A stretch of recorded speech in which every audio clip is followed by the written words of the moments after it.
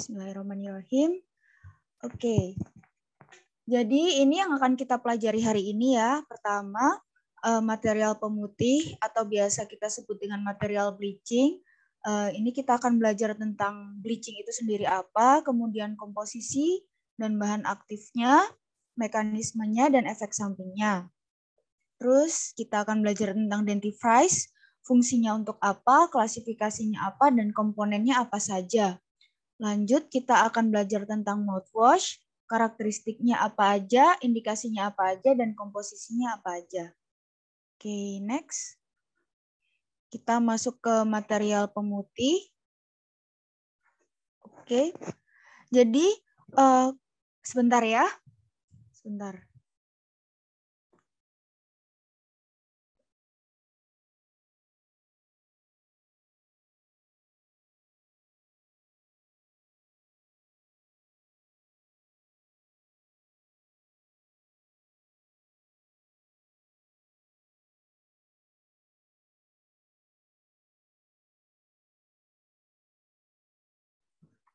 Maaf ya, ada interupsi sedikit barusan. Oke, jadi kita balik lagi. Bleaching atau pemutihan gigi. Mungkin kalian udah sering dengar ya tentang bleaching itu apa. Bleach itu kan pemutih ya. Sama kayak di baju juga kalau misalnya namanya pemutih gigi juga pemutih baju juga namanya bleachers. Kalau pemutih gigi juga nama tindakannya tuh bleaching. Nah, bleaching itu adalah prosedur untuk mencerahkan warna gigi vital maupun non-vital yang mengalami diskolorasi menggunakan suatu material tertentu. Jadi misalnya giginya warnanya kayak gini nih, warnanya agak kekuningan kan, agak kusam, kalian lihat. Nah, setelah dilakukan tindakan bleaching, nanti dia akan warnanya lebih cerah, gitu, naik beberapa tingkat. Oke. Next. Nah, bahan aktif dari bleaching sendiri yang sering digunakan itu ada 3. Ada hydrogen peroxide, ada carbamide peroxide, dan sodium perborat. Nah, ini penggunaannya berbeda-beda ya. Nah, ini. Di tabel ini bisa kita lihat, kalau hidrogen peroxide itu bisa digunakan untuk penggunaan at home atau in office.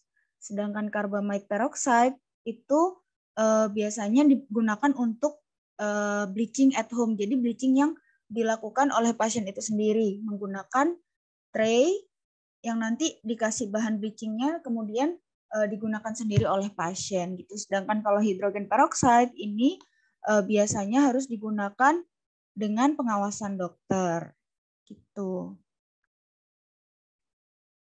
Nah, kan tadi tujuannya bleaching itu adalah untuk mencerahkan warna gigi yang mengalami diskolorasi. Nah, diskolorasi sendiri itu apa sih?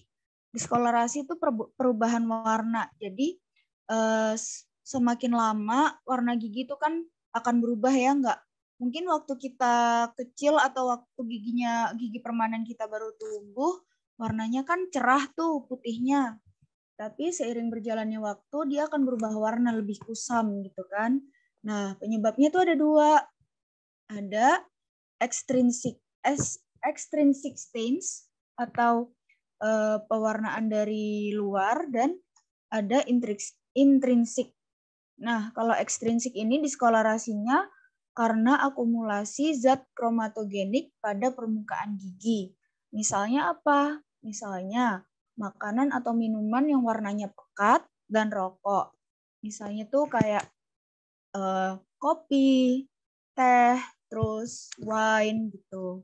Sedangkan kalau intrinsik ini diskolorasinya itu karena perubahan secara internal atau defek pada enamel. Jadi perubahannya dia itu lebih dalam gitu daripada ekstrinsik. Kalau ekstrinsik itu dia cuma di luarnya aja. Tapi kalau intrinsik dia efeknya itu lebih dalam gitu. Nah, misalnya apa? Misalnya karena aging atau penuaan, terus karena fluorosis, karena kelainan genetik, misalnya penyakit seperti kelainan ini amelogenesis imperfecta. Jadi pembentukan enamelnya itu nggak sempurna. Terus karena penggunaan tetrasiklin ini antibiotik ya, udah jarang dipakai juga sekarang. atau penetrasi restorasi logam atau amalgam. Bisa jadi amalgam misalnya. Oke, ini contohnya ya. Kalau pewarnaan gara-gara merokok atau gara-gara minum wine gitu kan. Bisa juga karena karena decay atau misalnya giginya rusak. Kalau misalnya giginya non vital, juga dia lama-kelamaan akan berubah warna. Terus juga kalau misalnya pasien habis pakai behel ya, perawatan piranti ortodontik, setelah lepas itu juga biasanya di giginya akan ditemukan white spot lesion. Cuman di sini kurang jelas ya fotonya. Itu. Terus nih yang aku bilang tadi bisa juga karena restorasi amalgam. Ini kalau kalian lihat di sini warnanya agak keabuan ya giginya. Bisa juga karena genetik nih. Ini kalau misalnya giginya non vital, dia warnanya akan berubah menjadi kecoklatan atau lebih gelap daripada gigi lainnya. Gitu.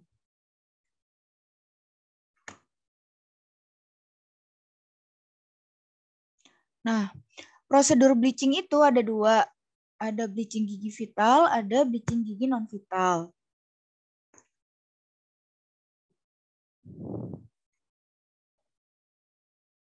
Nah, bleaching gigi vital itu ada dua lagi nih, ada dua jenis. Ada yang in office, ada yang at home.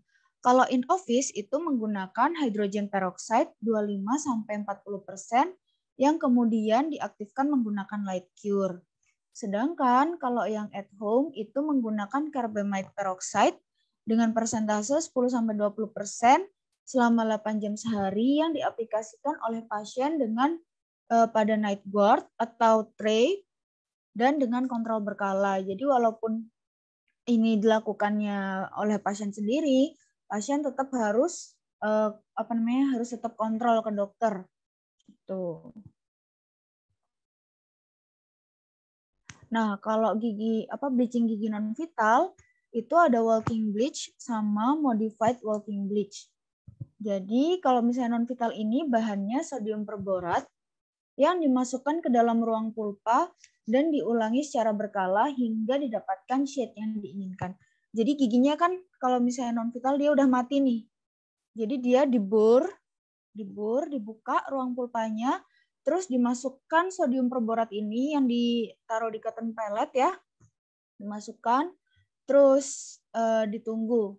Setelah seminggu kemudian itu naik berapa tingkat tuh. Nah, itu sudah sesuai dengan keinginan pasien atau belum. Kalau misalnya belum, diulangi lagi. Jadi dibuka lagi, dimasukin lagi sodium perboratnya dan ditunggu lagi seminggu kemudian gitu. Nah, kalau modified walking bleach ini bahan yang digunakan itu adalah kombinasi dari sodium perborat dan hydrogen peroxide 30%. Sama caranya, dimasukkan ke ruang pulpa dan ditunggu selama 1 minggu, dilihat perubahan warnanya sudah sesuai dengan keinginan pasien atau belum. Kalau belum, diulangi lagi. Tuh. Jadi bedanya kalau misalnya bleaching gigi vital ini tadi, bahannya ini cuma diolesin aja di giginya. Jadi setelah dilakukan persiapan ya di rongga mulutnya, ini dilakukan pengolesan atau aplikasi dari bahan ini tadi, bisa hydrogen peroxide atau kalau misalnya dia at home pakai night guard yang dikasih carbamide peroxide ini langsung dipakaikan gitu kan ke pasiennya.